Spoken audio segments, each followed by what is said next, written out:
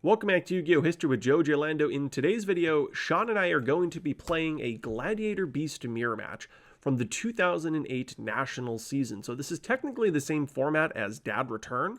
However, Dad Return decks, as we profiled not too long ago, saw some serious limitations. Allure of Darkness went from 3 to 2, Return went from 3 to 1, and then Defusion were all banned as emergency bans in the middle of the format. Then the release of Lightsworns and Gladiator Beast Gyzarus, and not only that, Elemental Hero Prisma at the same time, really changed the direction of the format. Dad was still in the background, but really at this point of the format, Gladiator Beast was definitely the most popular and certainly the best deck, with Dark Arm Return competing for the top spot, maybe the second spot. A version of Lightsworns, which at this point had 3 Judgment Dragons, but there was no Charge of the Light Brigade, so I didn't really love the Lightsworn deck at this time. Then there's actually a Monarch deck running Prime Material Dragon that was pretty good.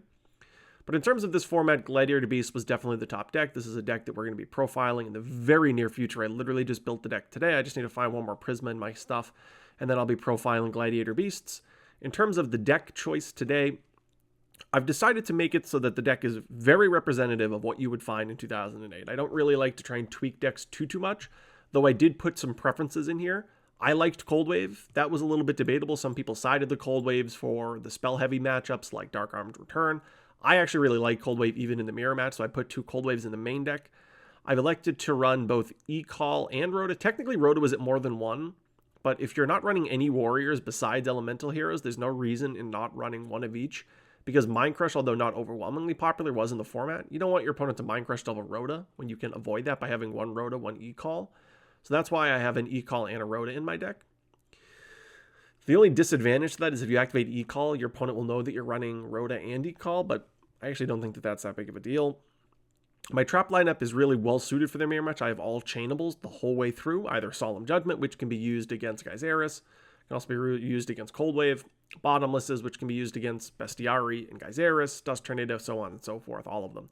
I elected to put Mind Crush in the deck as an additional chainable. It's really good against Cold Wave too if you're willing to blindly call, which I think I generally speaking am willing to blindly call off Mind Crush when I have it, so having an additional Hand Disruption Chainable I think is useful. Holding Dust Shoot was really useful in this format when your opponent activated Cold Wave, so having 2 versions of that I think will hopefully be useful. In terms of the side deck, I have what was a pretty common package at the time, Rescue Cat in combination with Dark Panther, Neospatian Dark Panther. What this allows you to do is copy one of the Gladiator Beast names on your opponent's side of the field. Right, you can target one of your opponent's monsters, and this card gains the name and the effect. The reason that's useful is Rescue Cat can actually search a Neospatian Dark Panther and a Test Tiger, so you actually can 1 card Tiger plus Gladiator Beast, which from that point can go into Myrmilio to destroy a monster, Bestiari, etc. And this card gains the original effect, so you could actually just summon Neospatian Grandmole, copy a Gladiator Beast effect, and if you can clear out whatever monster they happen to have, you can attack and tag out. It's actually pretty cool. Brain Control and Mind Control for the same reasons. The Shadow Imprisoning and the Light Imprisoning are for Dark Arm and Lightsworn decks respectively. The masks are for the Monarch variant, the Prime Material Monarch deck, which we will profile in the near future. And then I have a Pole Position, which is a little bit of a side deck tech for the mirror match because it shuts down your opponent Mind Control and Brain Control. And it's actually pretty decent. If your opponent targets this with Gyzarus, chances are Gyzarus is the strongest monster on the field, so it actually just 1-for-1s their Gyzarus and destroys it, which can actually be pretty decent. So this is the deck that I've elected to run today. I know Sean is running Gladiator Beast, but there are a lot of different choices that you could make in the deck, so I'm not sure exactly what his deck's going to look like. I imagine it will be pretty typical, though. We're going to be seeing the Prisma Stratos package, which was basically staple.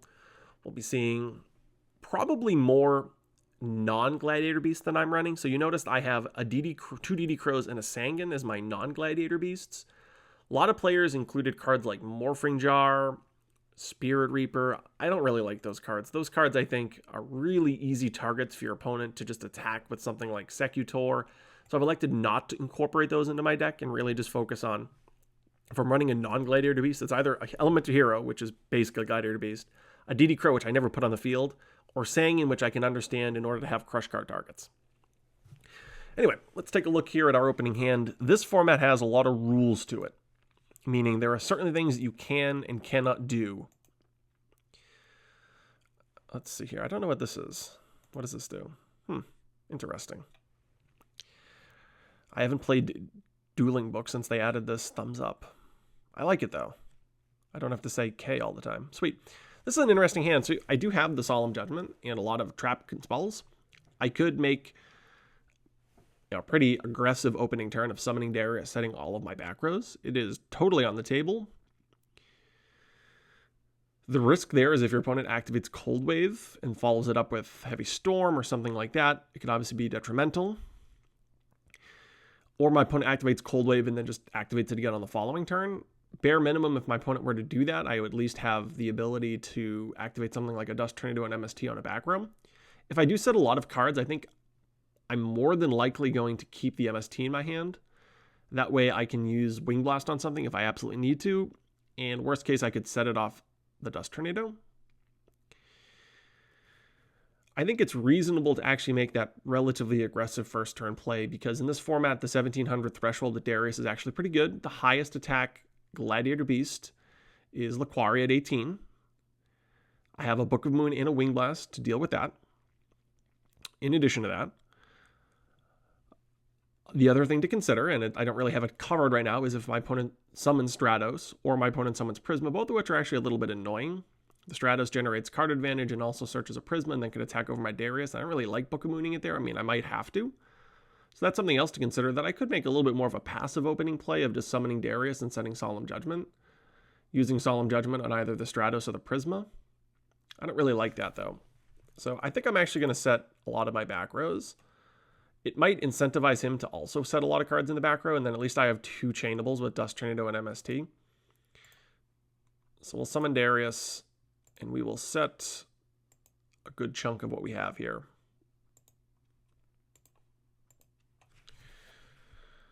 And this might have just seemed like an obvious play. Like, yeah, you have Solemn and a bunch of traps. What are you even thinking about? Well, this format has a lot of rules to it. What I mean by that is Bestiari pops. You have to worry about Bestiari. Cards like Book of Moon, if you don't have the ability to attack over the monster, are not really great outs in the long run.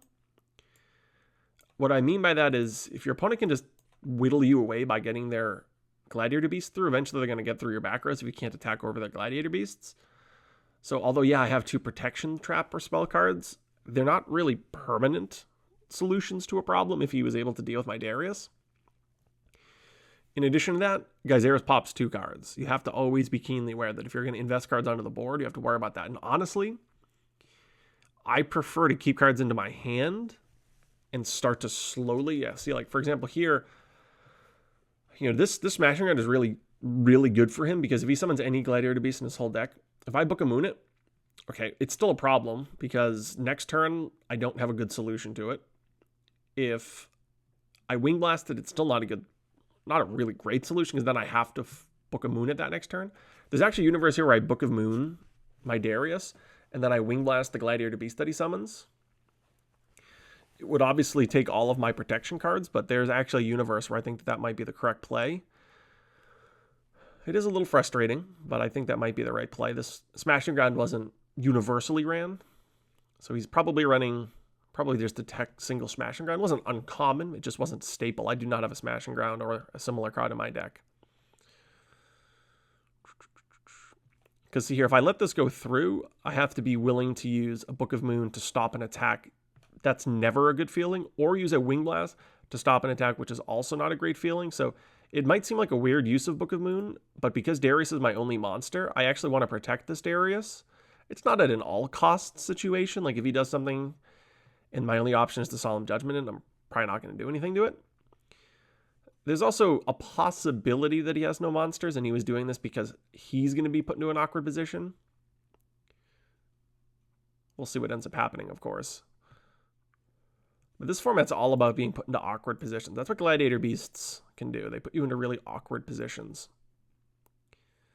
But because I used the book, again, I am now committed to using the Wing Blast on one of his plays, and then Solemn Judgment if he was able to extend past that. This format does have Premature and Monster Reborn, so there are reasonable extenders if I were to stop a normal summon. Yeah. So we already, as I alluded to, committed to making this. So he might not attack, which would be useful because it would at least give me another draw phase to make a decision and maybe find a better card to discard. Laquari is obviously a really good monster. What could be beneficial here, though, is if he were to attack and I Wing Blast it, or even if he doesn't attack, I Wing Blast it, my Darius can then turn into Laquari, which would have a 2100 attack with its effect. And yeah, I'm going to use this little thumbs up. And then my 2100 would obviously brick his 1800, so he would need something. Oh, Test Tiger. All right, this is interesting. So what's going to be unfortunate for him here is I'm going to Wing Blast this, and the Test Tiger part is a cost, but yeah, so now what I'm going to do here is I'm going to Wing Blast, send this to the grave. And now this fizzles his Test Tiger, because it has to tribute for the cost there, and then yeah, this fizzles the Quarry. So this is actually best case scenario, so far at least. Depending how many back rows he sets. I hope he just sets one back row, and then I can just Dust Tornado it. I prefer him not to set two, because there's the universe where I'm going to be pressured into wanting to Solemn Judgment one of them, but all right, no back rows is fine too. That was a fantastic draw, like 10 out of 10. Would draw again, please. Because what this is going to do is it's obviously going to give me the Prisma, but it's going to let me now attack in for 35. And then at the end of my battle phase, we'll go into a 2100 Laquari. And now I have board dominance with a Solemn Judgment backup with attack points, which is obviously really good. And I'm threatening Prisma into Bestiari next turn to go into Geyseris to pop 2. I'm hoping that he has a pretty monster-heavy hand. Obviously, he didn't set any back rows. So there are multiple reasons why you wouldn't set back rows there. I think he's being... I don't know if he's talking about me or his draw, right? Him or Tiger, yeah. They're both were fantastic draws. So he could actually have protection spell or trap cards, but one of the reasons he could choose not to do anything is if I were to attack and just Bestiari his back row, that might be annoying for him. So might as well hold it in that condition if you have nothing to protect, like you have no monsters on the board. And this deck's not going to OTK, so it might be useful just to hold monsters under those conditions. I will say, though, if he did set a back row and made it so that I Bestiari'd, he could at least tack Laquari over something. So there is some discussion there about what might be beneficial. Yeah, I think he's... Yeah. All right, sweet. I was afraid of Book of Moon, enemy controller. Shrink was actually played in some decks, too. You can actually run into a Shrink every now and then. So here's an interesting question. Do you Dust Tornado this back row? I actually think is a reasonable discussion to be had here. So what could this be that he didn't want to set it last turn, but he obviously setting it now? Could be Mind Crush, because now that he knows that I have Prisma, he was unwilling to set it on the first turn because it could just be destroyed by Bestiari, but now he has the information about what it is. It's highly unlikely that that's a card like Solemn Judgment, because, again, he knows right now that not only am I threatening Bestiari, I'm threatening Geyseris as well, so it's just highly unlikely that that would be the case. If I draw Test Tiger, I can win if I Dust Tornado, because I can just ditch a Gladiator Beast and then go into a Darius and then attack with all of them. What else could he set? What else might he want to set? He could set... I think he would have set Book of Moon last turn.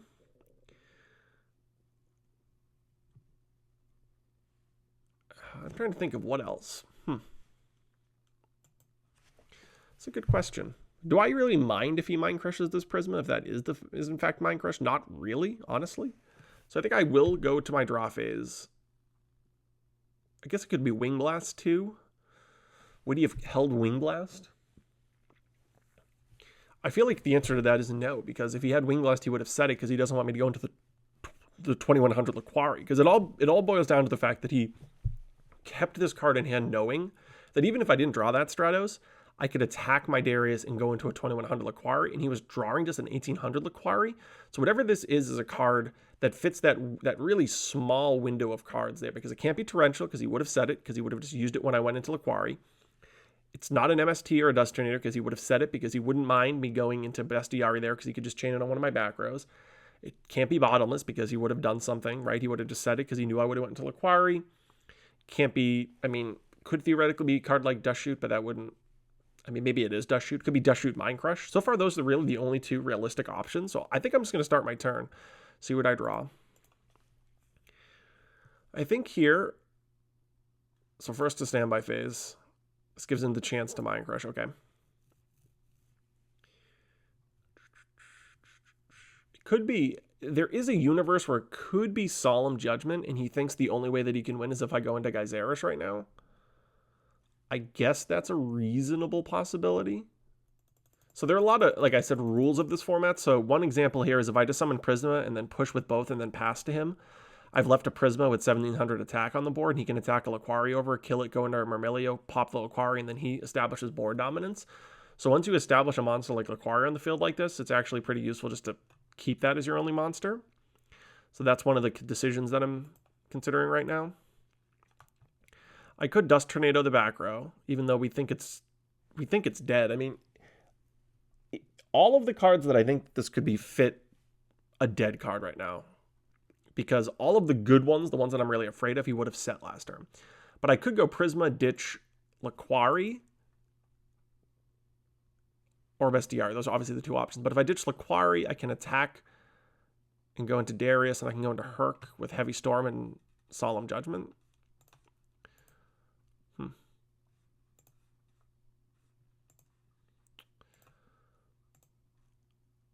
I don't know what the benefit here of Geyseris, of using Geyseris, though. He's at 848. If I just attack for the 21, drops into the 24, and I can just attack for game on the following turn, I think that might even just be the better play, is to just do this really passive. I already have the board dominance. I don't think there's a reason to do anything super aggressive. I'm going to attack. He could surprise me with a back row that I just wouldn't have considered him using or keeping. Okay. All right. Yeah, I'm fine. Go. I'm going to play passive. I think this card is totally dead, so I'm not afraid of it. Okay. Oh, okay. Wabaku. All right, he's going to just show me. Yeah, all right. Wabaku would definitely fit that window of cards that he wouldn't want to have set because it wouldn't protect him. That actually fits perfectly, right? Drew the 2 Mirror Match Duds. Yeah, he did absolutely draw the 2 Mirror Match Duds. But yeah, that actually ended up working out perfectly. He drew that perfect sliver of cards there that I alluded to, of a card he wouldn't want to set that previous turn. In terms of coming into the side deck, this is an interesting question. How do you side for this matchup? I'm trying to think about the fact that I'm putting in 5 monsters here. Kind of a lot of monsters.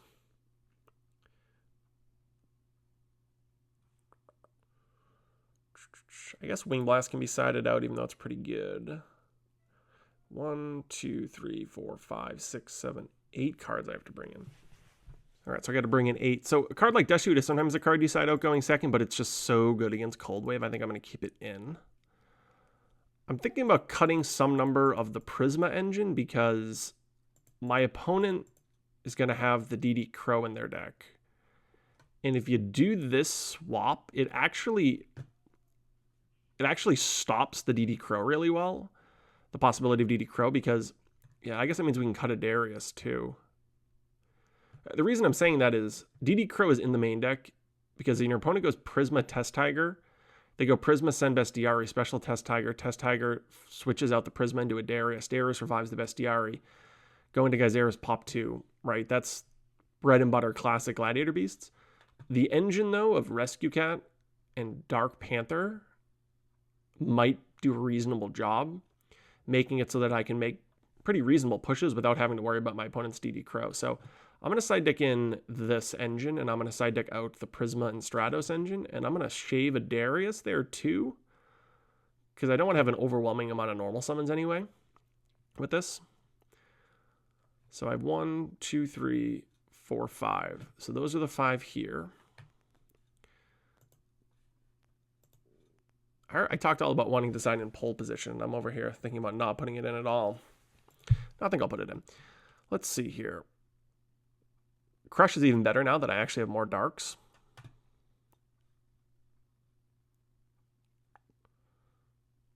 Could side out Cold Wave. I personally like Cold Wave probably more than the average person, particularly now.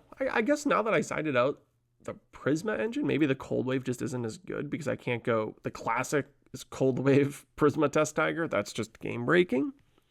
Maybe I side out the Cold Waves because I mean, I think the Rescue Cat Cold Wave is actually still pretty good. Rescue Cat and Cold Wave have been best friends for a very long time. And if you've played any of the 2008, 9, 10, 11, no, not quite 11, but any of those time periods when Rescue Ragged was legal, or rather Rescue Cat was legal, Cold Wave, Rescue Cat were best friends. What can I do? I go Cold Wave, Rescue Cat, switch into Myrmilio, pop something, attack. It's not, that's not incredible. I'm going to side out the Cold Waves. I'm going to put in one Prisma. That way I just have access to just the one. Because it can keep going back into the deck. I think that's probably fine. Yeah, we'll do it like this. I never used, personally, the Rescue Cat side deck. It was actually probably the better thing to do than whatever I did back in the day. So I'm not as familiar with how to side with it. But we'll see if this ended up being correct or not. We do Mind Control, which is a really good card in this matchup. As you might imagine, the ability to take a Gladiator Beast and go into anything from Test Tiger to Gyzarus to anything in between, obviously great. So it's nice to have some card for the mirror match in my opening hand. I didn't draw any of the Rescue Cats, which is disheartening. But that's okay. All right, so that's good for him. Obviously, the 1800 threshold, we talked all about. That's good for me. Oh, that's pretty sick. So the pole position is interesting. There's a chance where if I go Mind Control, Test Tiger, go into Secutor, attack, go into 2 Gladiator Beasts, and then go into Herc, might be reasonable. The fact that my opponent didn't set any spell or trap cards suggests that his hand either is monster heavy or he's just doing something very passive, right? He doesn't want me to go Prisma, Test Tiger, and destroy something, which means that he doesn't have a card like Bottomless Trap Hole in his opening hand because he would have set that. That's not a card that's vulnerable to being Prisma, Test Tigered. Little does he know I only have the one Prisma in my deck, but just nevertheless, that's one of the reads that we can have. We can read that he doesn't have a card like Book of Moon or Wing Blast. There are a lot of good cards that can either stop the Prisma Test Tiger play, either when they special the Test Tiger, kind of like you saw in Game 1, or just when you summon the Prisma itself. He might fear, though, the whole Cold Wave Prisma Test Tiger play, but it's kind of hard to play around all of that. So let's talk a little bit about my options here. If I were to make that play and invest most of my hand, there's two things that I could do. I either could put the Herc on the board, or I actually could leave a Laquari, Bestiari, and Secutor on the board. What that does is it threatens another attack with the Secutor. And in doing so, my opponent basically has to kill the Secutor, or they're going to lose, because if Secutor gets another attack in, the game is basically over. And then I have a Bottomless Trap Hole to stop if he summons something big. And I even have a Solemn Judgment worst case scenario. So there's actually a bit of a discussion to just leave the Secutor on the board as a threat, because it makes it so my opponent is in a really bad position. And then the Laquari and Bestiari themselves actually threatening Gyzarus. That might play a little bit into his own cards like Mind Control and Brain Control and whatnot. But if he were to Brain Control, he would Brain Control the Laquari in that situation, and then pole position just crushes him there. I actually can normal summon the Myrmilio too. Yeah, I can just go in with all of them. Send this to the grave. So I just used Mind Control. Yeah, I have to put Laquari into his deck. I can't send this the Myrmilio. It's just not as good. So now what I can do is I can go attack and attack. And then the Secutor goes into Laquari. And then the Bestiari goes into Myrmilio. These get 3. I think because I have pole position, I'm pretty fine with this play. And I'm actually going to save the Secutor on the board instead of going into Herc, because it threatens Bestiari, and I have a lot of protection back here. And I just think that this board state is kind of hard to crack. He could go Cold Wave and I have to Solemn, and then, yeah, he can break my board. But I think this is actually pretty reasonable like this. The face of highest monsters. Oh, that's actually kind of cool. I was actually thinking, if he plays Mind Control, do I have to declare which one? No, it's both of my 2100s here are unaffected by spell cards. So the type of cards that could be annoying of Mind Control and Brain Control on these two don't do anything. I mean, he could Brain Control the Bestiari and then set a Gladiator Beast, and I'm going to have to Solemn Judgment. I don't think I have any way here. I mean, there are combinations of cards that he could have, but he needs very specific combinations of cards. Because if he Brain Controls or Mind Controls the Bestiari and sets a Gladiator Beast, I just Solemn Judgment that.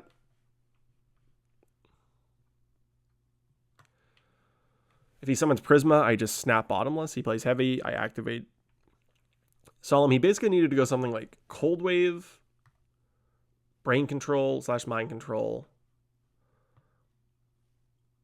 And even then, it's not a perfect solution. It's a good solution, but it's not a perfect solution.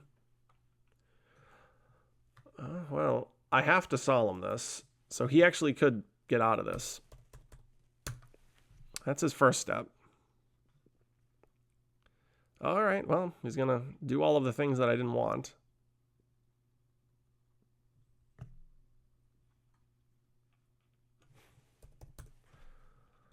Oh, he targeted it. Well, that's too bad. Yeah, wow, very nice. That could have gone really bad, though. Oh, I see. Yeah, double DD Crow. Yeah, that's bad for him, obviously, yeah. Yeah. This game was probably not super representative of the matchup. I mean, this was just one turn. That was a fast. I mean, I don't think this format was that fast, but yeah, that game was obviously a little aggressive. It's too bad for him that he didn't have a Glad.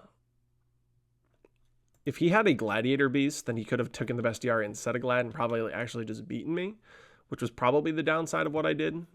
But he had 2 of the 3 things that he needed. He didn't quite have the third. I mean, that Crush card obviously would have changed everything. This format's better than these matches suggest. But anyway, that's Giorlando for Yu-Gi-Oh! History. Check back soon for a profile of this Gladiator Beast deck. Thank you for watching.